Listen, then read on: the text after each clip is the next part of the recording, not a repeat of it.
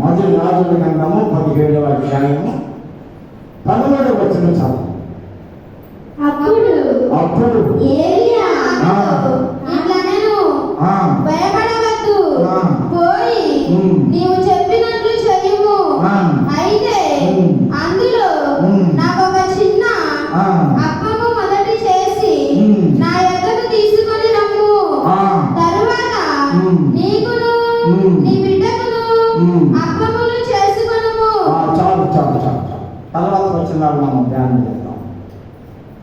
ఇక్కడ ఈరోజు మనకి ఇచ్చినటువంటి ఈ పాఠాలలో మనకు చాలా ఉన్నాయి విషయాలు. ముఖ్యంగా గ్రహించేటటువంటిది ఒకటి ఏంటంటే భయపడవద్దు అని మాట్లాడుతూ, భయపడవద్దు, fear not, don't be afraid. భయపడవద్దు. భయం అంటే భీతి, బెదురు, ఫ్లైట్, చాలా ఇంగ్లీష్లో భయం, బెదురు, భీతి అనే మాటలు మనం వాడుతూ నానార్థాలు మనం మానవ జీవితంలో భయము అనేటటువంటి ఒక బలహీనత. మనం చాలా బలహీనతలు ఉంటాయి ఈ జీవితంలో, చాలా బలహీనత. ఈ బలహీనతన్నిటిలో భయంకరమైనటువంటి బలత ఏంటంటే భయపడు. ఊరిని భయపడి ఉన్నాను, మా ఊరిని భయపడేవాళ్ళు. ఏదైనా సమస్య వచ్చింది అనుకోండి, అమ్మో ఏమైపోతాం, ఏం జరుగుతుందో ఏంటో అనేటటువంటి భయం మనకు కొంత సమస్య.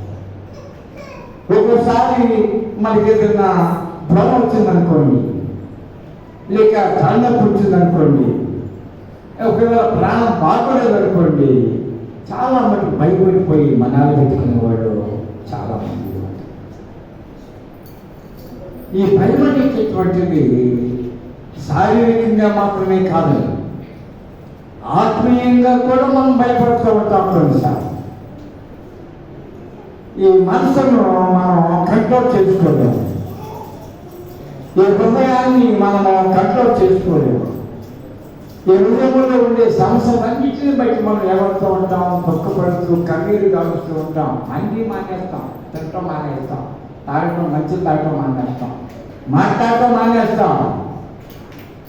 కానీ ఇలాంటి బలహీనతలు మన కుటుంబాన్ని, మన సంఘాన్ని, మన బిడ్డల్ని, మనల్ని ఆవరించినప్పుడు ఒకే ఒక స్వరం మనతో మాట్లాడండి.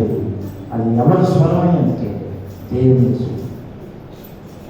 మన బంధువులు ఒకవేళ పర్వాలేదులే భయపడవాక అనొచ్చు, ఒకవేళ చక్రవర్తి గారి పర్వాలేదమ్మా నీకు అభ్యర్థి ప్రార్థన చేద్దాము అనొచ్చు. కానీ నేను ఒకవేళ నాకు సమస్య చెప్పి ప్రార్థన చేయగలిగా అని అన్నా కూడా పర్వాలేదమ్మా ప్రార్థన చేద్దాం, దేవుడు సహాయం చేస్తాడు అనొచ్చు. కానీ ఆ భయానికి సంతృప్తికరమైనటువంటి జవాబు మా ద్వారా రాదు. ఆ వ్యక్తికి, ఆ కుటుంబానికి సంతృప్తికరమైనటువంటి ఆ నిండుతనం మేము కలుగు చేయలేము. దేవుడు ఒక్కడే సమాధానం. దేవుడు ఒక్కడే ఆ భయమును పోగొట్టి ఆ భయం కలిగేటువంటి ఆ బెదురుని, భీతిని పరిసమాప్తి చేసి ఆ భయంలో నుండి ఆయన ధైర్యం కలుగు చేసి మనలను జీవించడానికి ప్రాణాన్ని, ఆత్మను సమృద్ధిగా నడిపించి కాపాడువాడు. ఈ భయం ఎక్కడి నుండి వచ్చింది? బతుకమ్మ విజయమా? ఈ భయం ఎక్కడి నుండి వచ్చింది? బాధ్యత చెప్తావా? నీ పిల్లలు చూసుకున్నావు అబ్బాయి. ఈ భయము ఎక్కడి నుండి వచ్చింది? ఆదిలోనే ఈ భయము కలిగినట్టు మనం చూస్తూ ఉన్నాం. అమ్మా నువ్వు ఎక్కడున్నావు? ఈ మాట అన్నప్పుడు, ఈ స్వరం విన్నప్పుడు ఎక్కడున్నారు ఆదామాలు? ఎలా ఉన్నారు? భయపడుతూ ఉన్నారు వారు. ఎందుకు భయం కలిగింది అంటే చేయవలసిన పని చేయకపోవడం వలన, చేయరాని పని చేసినందువలన వారిలో సిగ్గు బయలుదేరింది, భయం బయలుదేరింది, జంకు బయలుదేరింది, భీతి బయలుదేరింది. దేవుని ఎదురు రాలేక ఉండేటటువంటి ధైర్యం కూడా కోల్పోయారు ఆదాము అవ్వ. అదామా నీవు ఎక్కడ ఉన్నావు? ఆదాము అంటాడు, అయ్యా నీ స్వరాన్ని విన్నప్పుడు మేము దానికి భయపడి ఎక్కడ దాక్కున్నాం? చక్ర చాటును మేము దాక్కుంటుంది. ఆ కూర్చోబెట్టే భయం అనేటటువంటిది. అప్పటి వరకు దేవుడు రాగానే గమకమ వెళ్ళి ఆయన ఒళ్ళో పుట్టుకునేటటువంటి ఆదాము పసిపిల్లలా పుట్టుకునేవాడు. ఆయన తొడల మీద పుట్టుకునేవాడు.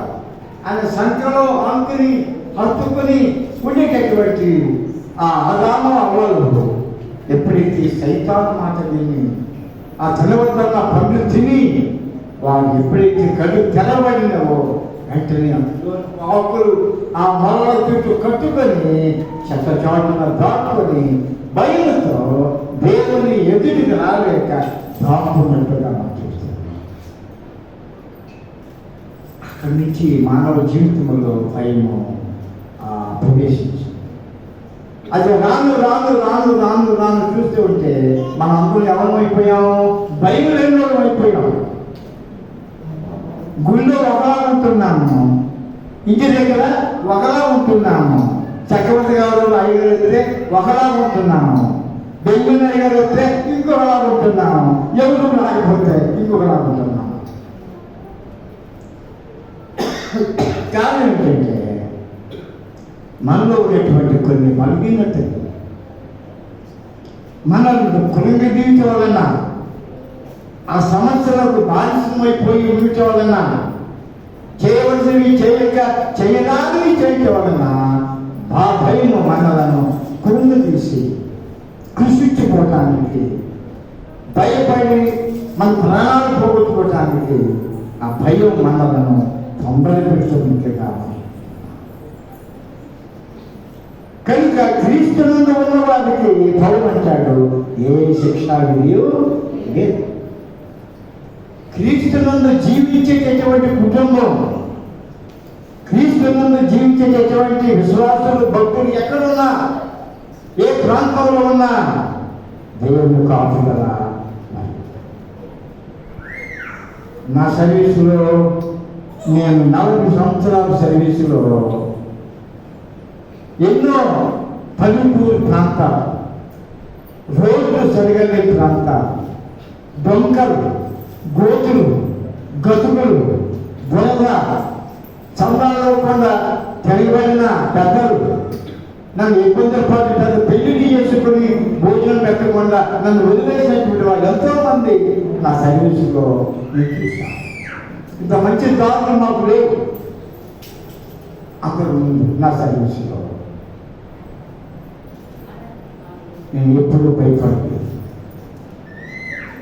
చందా డబ్బులు తక్కువ వచ్చేది, చందా బియ్యం తక్కువ వచ్చేది, గుడికి వచ్చేవాళ్ళు కూడా పెద్దగా లేదు నా టైంలో.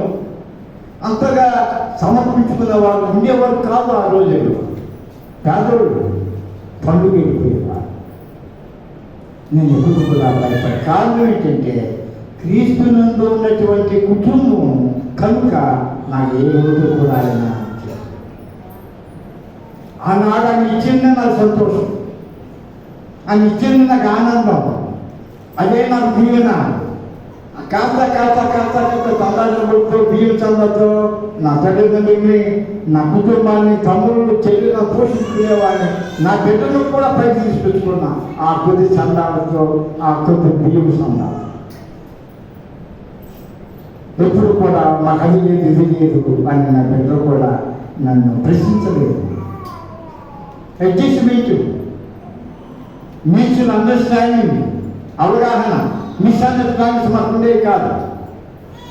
కారణం ఏంటంటే క్రీస్తునందు ఉండేటటువంటి అలవాటు నేను వాడిని నేర్పించాను. అందులో వాళ్ళు జీవించారు కనుక ఈ పుణ్యాలు కూడా ఆడుకుంటున్నా. రిటైర్ అయిపోయిన తర్వాత నా జేబులో కాస్త డబ్బులు ఉన్నాయనుకో, నా బ్యాంకులో కొన్ని డబ్బులు ఉన్నాయనుకోండి, నా మనీ పర్సులో కొన్ని డబ్బులు ఉన్నాయనుకో, ఇదివరకు 1950 ఉండేది, ఇప్పుడు 100 రూపాయల నోట్లు 500 రూపాయలు పెట్టుకుంటాం. కారణం ఏంటి? భయపడకుండా ప్రభు సన్నిధిలో మోకరించి కన్నీటిత ప్రార్థనలు ఫలింపజేసే. భయపడవద్దు, డోంట్ బి అఫ్రైడ్ బెంజమిన్ అని నన్ను దేవుడు ఓదార్చాడు. నా బిడ్డల్ని భయపడద్దు, నీ ధైర్యం ఉండే నేను ఓదార్స్తూ ధైర్యపరుస్తూ ఉన్నాడు కనుకనే అంచెలంచెలుగా వాడు ఎదుగుతూ ఉన్నాడు. ఏలియా అంటూ ఉన్నాడు, భయపడ. ఎందుకంటాడు ఆ మాట? ఆ ఊళ్ళో కరువు వచ్చింది, ఆ ఊళ్ళో పంటలు లేవు, నీరు లేదు, భయంకరమైనటువంటి కరువు అక్కడ తాను. ఆ సమయంలో దేవుడు ఏలియాతో మాట్లాడుతున్నాడు, అయ్యా నువ్వు పలానా తోటలో కెరీస్ వాళ్ళ దగ్గర ఉండు, ఆ వాము దగ్గరే ఉండు, నువ్వు ఆ సేవలో ముందుకెళ్తున్నాడు. ఏలియా సామాన్యుడు కాదు. ఏలియా ఆయన చనిపోకుండానే వెళ్ళిపోయాడు ఆ యొక్క పరలోక రాజ్యాన్ని. తెలుసా మీకు? ఏమా తెలుసా? గంగోత్రి తెలుసా? మీ సాములు చెప్పాడు కదా, చెప్పరా? మా గుళ్ళు దేవుడు మరణాన్ని ఏలియాకు ఇవ్వాల. ఇంకొక ఆయన ఉన్నాడు హనోకు. వీళ్ళిద్దరూ కూడా చచ్చిపోకుండా పైలోకానికి వెళ్ళిపోయారు. మరణాన్ని రుచి చూడకుండా వెళ్ళేటువంటి గొప్ప ప్రవక్త మాట్లాడే మాటలు మనం జ్ఞాపకం చేసుకుంటున్నాం. కనిముల పర్వతం మీద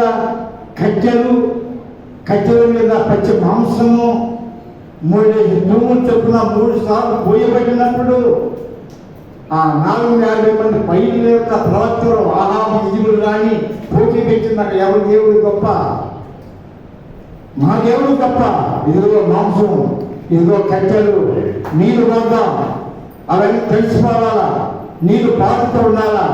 ఆ తెలిసిపోయినటువంటి కట్టెలని మాంసాన్ని నిప్పు పెట్టకుండా ప్రార్థన చేసి ఆకాశంలో నిప్పు రప్పించేవాడే పంపించిన మరి గొప్ప దేవుడిని పందెం పెట్టారు. ఏలియా మీద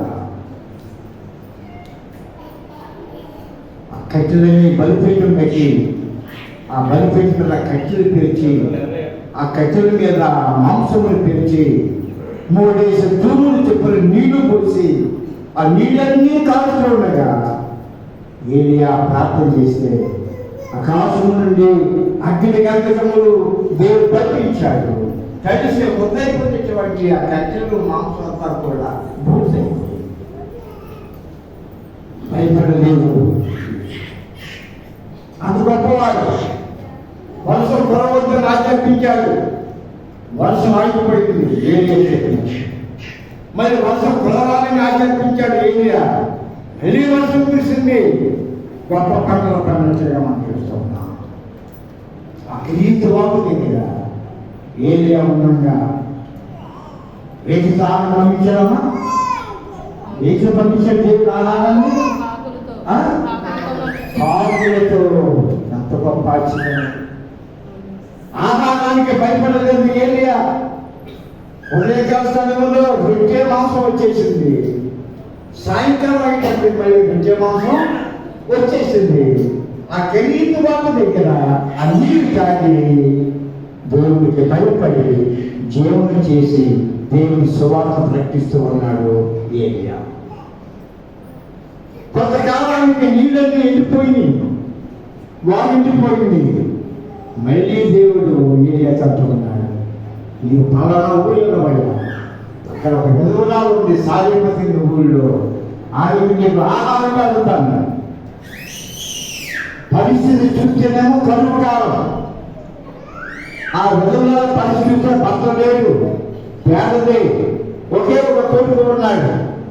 ఆయన అంటున్నాడు, అమ్మా నాకు ఒక అప్పం తీసుకురా, ఆటలు అన్నాడు ఏలియా దైవజనుడు. అప్పుడు ఏమంటుంది, అయ్యా తొట్టిలో ఎవరినైనావా? తొట్టిలో పచ్చని పిండి ఉన్నది, బుద్ధులు కొంచెం నూనె ఉంది, నేను నా కుమారుడు కొంచెం రొట్టె తయారు చేసుకుని నేను చచ్చిపోదాం అనుకున్నామయ్యా. ఇలాంటి కరువు కాలంలో, ఇలాంటి లేని కాలంలో, ఇలాంటి ఇబ్బందులు ఉన్నటువంటి నేనే నీకు దొరికానా అని తన మాటంతా చెప్పుకుంటూ నిలబడ ఏలియా. ఆమె ఎందుకు వచ్చింది? పొరలేకుండా వచ్చింది అడవికి. ఆ ఎరుపుని చెప్పి నిజాలతో మాట్లాడుతూ ఉన్నాడు. చట్టమంతా లేదు అక్కడ, కానీ దేవుని యొక్క చిత్తాలను ఆమె మాట్లాడుతుంది. అమ్మా, నీవు భయపడవద్దు. తర్వాత పోయి నీవు చెప్పినట్టు చేయము. మన భయం పోవాలంటే, మన సమస్యలు తీరిపోవాలంటే, మన శుభ్రంగా ఉండాలంటే, మన ఆరోగ్యంగా ఉండాలంటే, మన అందరం కూడా ఉన్నతమైన దృష్టికి వెళ్ళాలంటే మనం దేవుడు చెప్పిన మాట,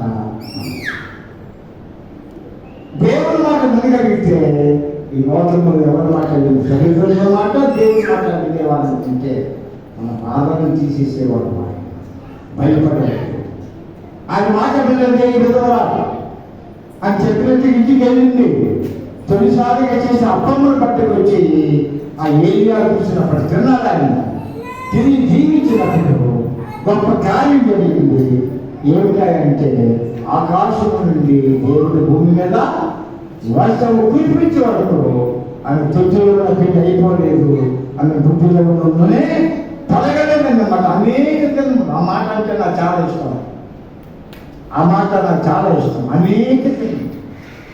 అనేక సంవత్సరాలు వర్షంతో పని లేదు, మొగ్గులతో పని లేదు, ఇది దగ్గర భయం లేదు. ఆమెకి ఆకాశం దేవుడి భూమి వర్షం కురిపించే వరకు ఆమె తొట్టిలో పిండి అయిపోలేదు. ఆమె తొట్టిలో ఉన్ననే అనగా మనం భయపడకుండా ఉండేట దేవుడు ఈరోజు మనతో మాట్లాడతాడు. ఆయన మనం పోషించే దేవుడు కనుక మనం దేవుడికి భయపడాలి. మనం పోషించే దేవుడు ఆయన. ఇక్కడ దేవుడికి మనం భయపడాలి. ఆది కాండం 50వ అధ్యాయం తీయమా? 50వ అధ్యాయము 21వ వచనం చక్కగా చదవాలి. యోసేపు అతని తండ్రి కుటుంబము రాబోరును ఐగుప్తులో నివసించిరి. యోసేపు 110 సంవత్సరములు. 21 సంవత్సరం వచ్చినమ్మా. కాబట్టి అది ఆ వదిలేసేవాళ్ళు సత్యమాను కాబట్టి భయపడకుడి, నేను మిమ్మల్ని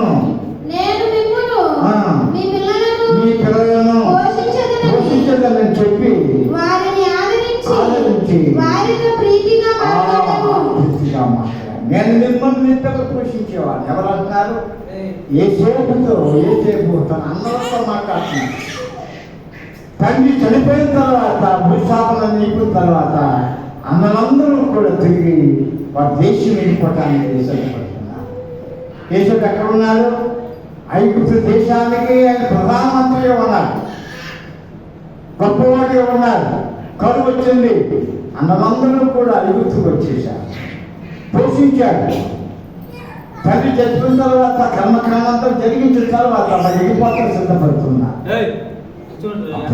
అంటున్నాడు తన అన్నలతో, మీరు భయపడబడి సమస్యలు వచ్చినాయి. మనం వెళ్ళిపోతున్నాం, మళ్ళీ మన వ్యవసాయాలు, మరి మన పంటలు ఇంకా పండించుకోవాలి. ఏంటి మనకి ఎక్కడి సమస్యలతో ఉన్న యోసేపు అన్నారు.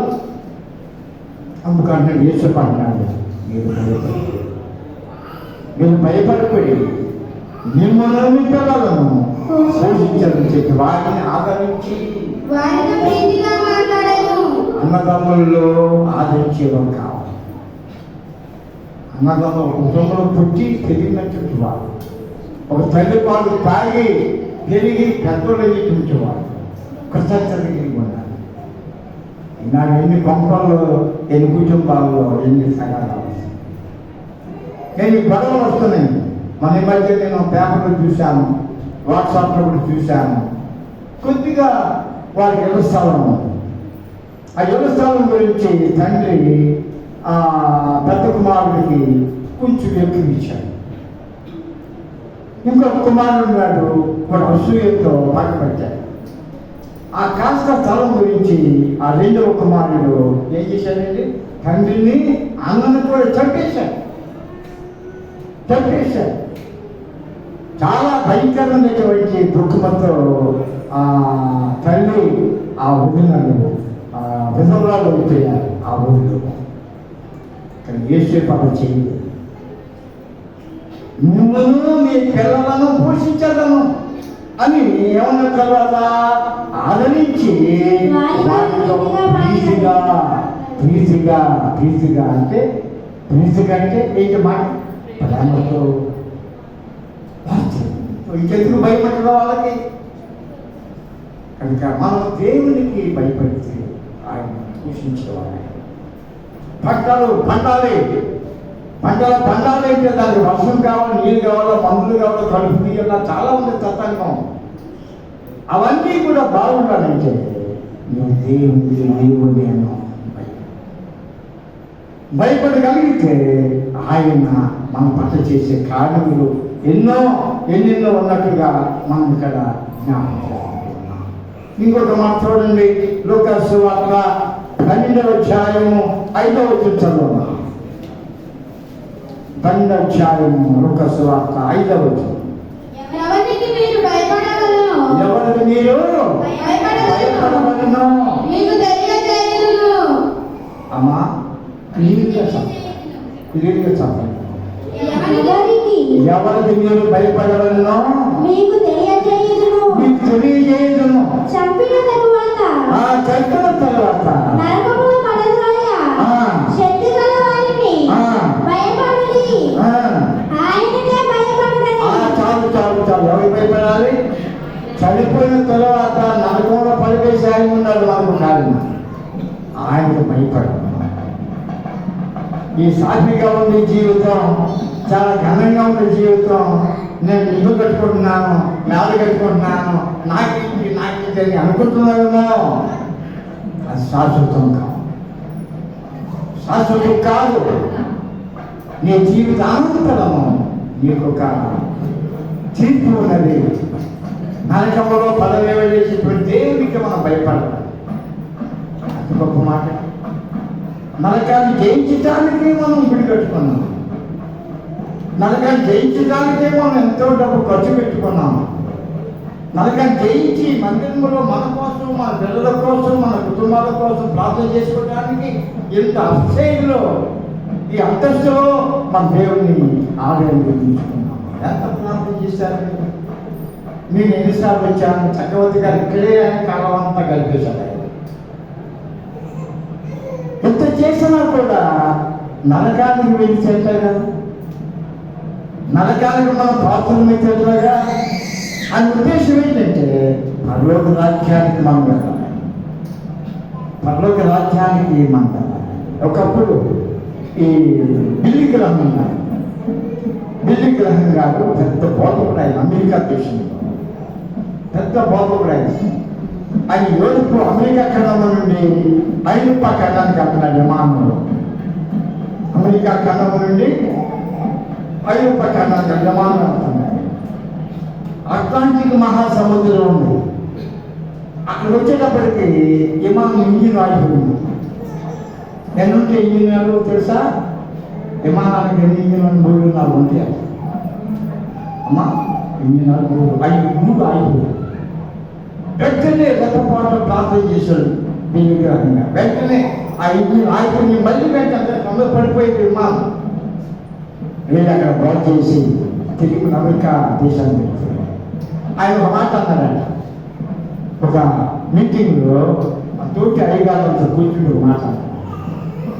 అయ్యా, నేను చచ్చిపోయిన తర్వాత నేను చచ్చిపోయింది ఎవరు చెప్పాను? నేను చచ్చిపోయింది మీరు నమ్మొద్దు ఎవరితో అనొద్దు అన్నాను. ఎందుకు మీరు అంతా చెప్పమంటున్నారు? ఎందుకు మీరు నమ్మొద్దు అంటున్నారు? మరణం తప్పదు కదా అని అడిగాను తల్లిగా. అప్పుడు ఆయన అన్నాడట, నా అడ్రస్ మారిందయ్యా. ఎవరన్నాడయ్యా? రాజేష్, నా అడ్రస్ మారిందంటే ఈ లోకంలో ఉండగా ఇక్కడ అడ్రస్ నాకు ఉంటుంది. నేను చచ్చిపోయిన తర్వాత నా అడ్రస్ ఏమవుతుంది క్యారాఫ్ అమెరికా ఉండదు, క్యారాఫ్ పర్వం. మనందరూ కూడా ఇది. మనం చచ్చిపోయిన తర్వాత మన క్యారాఫ్ అడ్రస్ ఎక్కడండి? క్యారాఫ్ అడ్రస్ ఎక్కడ? రేగుపాడు ఉండదు, రెండుపాడు మనకు ఉండదు. ఎక్కడ ఏది క్యారాఫ్ అడ్రస్? పరలోకం. అలాగే జీవితాలు చాలా చెప్పి నాకు అడ్రస్ మారుతుంది, పోస్టల్ అడ్రస్ మారుతుంది అంతే. ఈ లోపల అడ్రస్ మారుతుంది, పర్లో క్యారాఫ్ అడ్రస్ పర్లో. కనుక నరకములు పడివేయబడిన కంటే నరకంలో పడేసినటువంటి వారికి నేను ఆ దేవునికి మనము భయపడేవాళ్ళంగా మనం. ఇంకొక మాట చూద్దాం. లూకాసు వార్త 12వ అధ్యాయం తీద్దామా? లూకాసు వార్త 12వ అధ్యాయం 32వ వచనం చూడండి. భయపడకుడి, మీకు రాజ్యము అనుగ్రహించుటకు మీ తండ్రికి ఇష్టమైనది మీకు కలిగిన వాటిని అమ్మి ధర్మము చేయుడి. చందమందా ఏమన్నాడు? చందమందా భయపడుతుంది. తర్వాత ఏమన్నాడు? మీకు రాజ్యం అనుగ్రహించుటకు మీ తండ్రికి ఇష్టమైనది. చాలు తండ్రికి ఇష్టమైంది చెత్తమైంది ఏంటంటే ఆ రాజ్యం. ఆ రాజ్యానికి వెళ్ళడానికి మనము భయంతో బతకాలి. ఈరోజు దేవుని భయపడి కనుక చిన్నమందా భయపడుతున్న మాట్లాడుతున్నాం. ఇంకొక మాట్లాడుతాం. మత్తయి సువార్త 14వ అధ్యాయం 29 చూడమా? మత్తయి సువార్త 14:29. ఆయన రమ్మనగానే పేతురు దోణి దిగి యేసు వద్దకు వెళ్ళుటకు నేల మీద నడిచెను గాని గాలికి చూచి భయపడి మునిగిపోసాగి. చాలు హై స్కూల్ ఒకటి ఎట్లా చదువుతున్నారా? ఇట్లా చదువుతున్నా ఆశీర్వదుకుంటున్నారా? ఏమా అలాగా ఇల్లు వస్తున్నారని బయట ఎంత చక్కగా గంటలు పాస్ అయ్యావుగా? ఎంత పాస్ అయ్యావా? చక్రవర్తిగా నేను ప్రార్థన చేశామా? మీ అందరి కోసం పాస్ అయ్యారా? మరి చదివితే ఎట్టగా? కనుక మానవ జీవితంలో ఆయన కంటున్నారు 14వ అధ్యాయం మత్తయి సువార్త 29. మళ్ళీ చదవండి, గట్టిగా చదువు. పేతురు దోణి దిగి యేసు వద్దకు వెళ్ళుటకు నీళ్ళ మీద నడిచెను గాని గాలిని చూచి భయపడి మునిగిపోసాగి. గాలిని చూచి ఎవరు భయపడుతున్నారు? అసలే దుఃఖోడు. ఎందుకు ఆ సందర్భం వచ్చింది? ఆయన నేల మీద నడుచుకుంటూ వస్తూ ఉంటాడు. పోతూ అనుకున్నాను యేసుప్రభు దేవుడు ఆయన నేల నడుస్తూ ఉంటాడు. పేతురు ఆశ కలిగి నేను నడవలేనా నేల కదా? ఎవరు నడిచిన వాళ్ళు ఉన్నారు నేల కదా? ఎదురాపతి వ్యవసాయ ఎప్పుడన్నా నేలలో నడవటమే. నేల మీదే పిల్లలు నడవన్నాం. గొప్పదమ్మ టిక్కు నడుస్తూ ఉంటాం. అది చేస్తున్నట్లు లేదు. ఇప్పుడు ఆడతాం 30 కిలోమీటర్లు తిరిగిపోతున్నాడు. మామూలు నేల మీదే, సిమెంట్ రోడ్ మీదే తాళ్ళు చాలా కుదిరి నడవట్లు ఆడుకోండి. ఈ రోజున నేను ఆయన నేల మీద నడిచి రావటం ఈ శిష్యుడు దోణిలో ఉండి చూశాడు. నేను కూడా నడవాలనుకున్నాడు చేతుడు. రమ్మన్నాడు యేసుప్రభు. నేను కూడా నడుస్తూ రావయా నడవయాను. దోణి నుంచి బయటకు వచ్చి నేను నడవటం పెట్టాను. ఆ నేను నడుస్తూ ఉంటే గాలి వచ్చింది. ఆ గాలికి భయపడి ఏమైపోతున్నాడు? అమ్మా ఏమైపోయాడు? సాగాను. తర్వాత చదవండి ఏమైంది? ప్రభువా నన్ను రక్షించమని. చాలు ప్రమాదం పేదలకు వచ్చేదాకా మనం ఉండకూడదు. ప్రమాదం వస్తుందనే చెప్పిన ఆలోచన రాగానే, అయ్యా నన్ను రక్షించు, నాకు సహాయం చెయ్యి అంటే ఆయన మనకు విడుదల కలిగించేస్తారు. 107వ కీర్తన తీయండి సార్. మనం చదువుకున్న 107వ కీర్తన తీయమో సార్. 107వ కీర్తన 107వ కీర్తన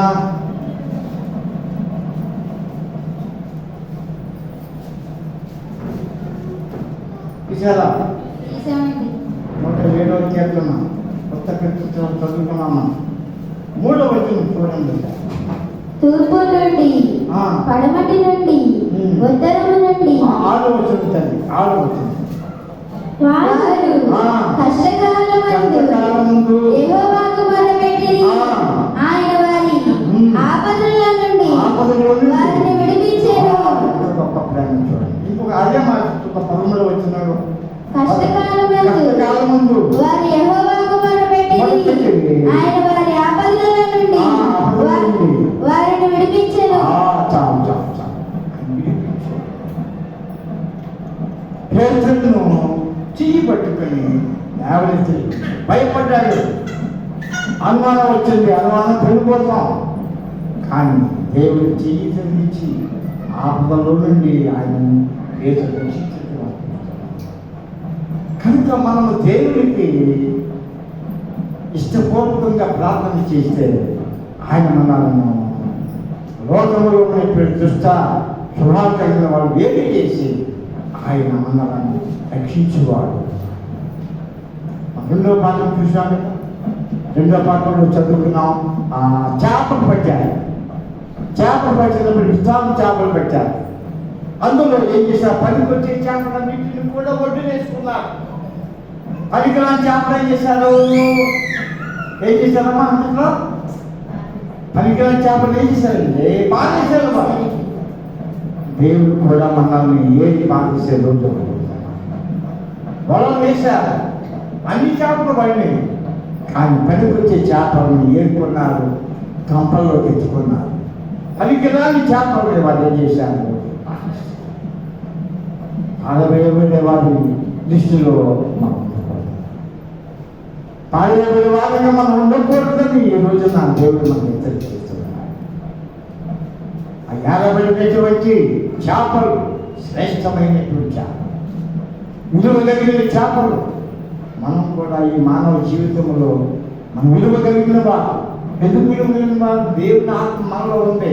మన కుక్కలం కాదు, మన పశువులు కాదు, మన పావులు కాదు, మన మృగాలు, జలచరాలు, ఆ జలచరాలు కాదు. మనం దేవుని ఆత్మ చేత నడిపించబడేవాడు కనుక ఆయనకు మనం బయట ముసలాలు బయట తీసేసుకుంది. ఆ నీటి నిండా కూడా జీవితకాలం అంతా కూడా భోజనం చేయటానికి పిండి దీవించబడింది, నూనె దీవించబడింది. నువ్వు చెప్పినట్టు చేయము, నువ్వు చెప్పినట్టు చేయము. కనుక దేవునికి మనం భయపడగలిగితే చక్కటి మాటలు మనం ధ్యానం చేసుకున్నాం. మొట్టమొదటిది ఆయన మనలను పోషించేటటువంటి వాడు. ఆయనకి మనం భయపడితే నరకానికి వెళ్ళకుండా పలు రాజ్యానికి వెళ్ళడానికి ఆయన సహాయం చేయవాడు. ఆయన మనం భయపడితే ప్రమాదంలో నుండి ఆయన మనం తగ్గించి రక్షించే గొప్ప దేవుడు. భయపడి లోకానికి, సమస్యలకి, ప్రమాదాలకు భయపడే విధానంలో కాకుండా వస్తే ఇది లోకం కనుక, ఇది మానవ జీవితం కనుక వస్తూ ఉంటే ప్రమాద అపాయాలు భయపడక దేవుని మీద భారము మోపి విశ్వాసంతో, భక్తితో, వినియోగంతో జీవించగలిగితే కష్టకాలం ముందు ఆయన మనల్ని ఆపదల నుండి తప్పించి విడుదల గావించే దేవుడు. అలాగే సువార్త సందేశాలు అనేక దైవ సేవ ఇంప్రూవ్ చేయడానికి లోకం ఎంతో మంది ప్రవక్తలుగా, పీఠాధిపతులుగా, దేవుని సేవకులుగా, సంఘ కాపరులుగా, గురువులుగా అభిషేకించిన సందర్భాలు జ్ఞాపకం చేసుకున్నాం. భయపడవద్దు, చేతులకు వచ్చి భయపడగలిగితే మన ఇంట్లో అన్ని సమృద్ధి. భయపడగలిగితే నరకానికి వెళ్ళేది లేదు, పరలోక రాజ్యానికి భయపడగలిగితే ఆపదలో నుండి రక్షణ విమోచన కలుగు చేయవాడు ఆయనే.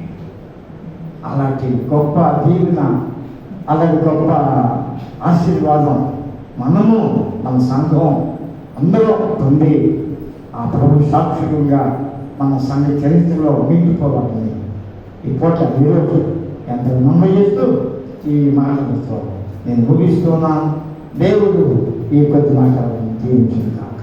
ఆమేన్. హల్లెలూయా. హల్లెలూయా.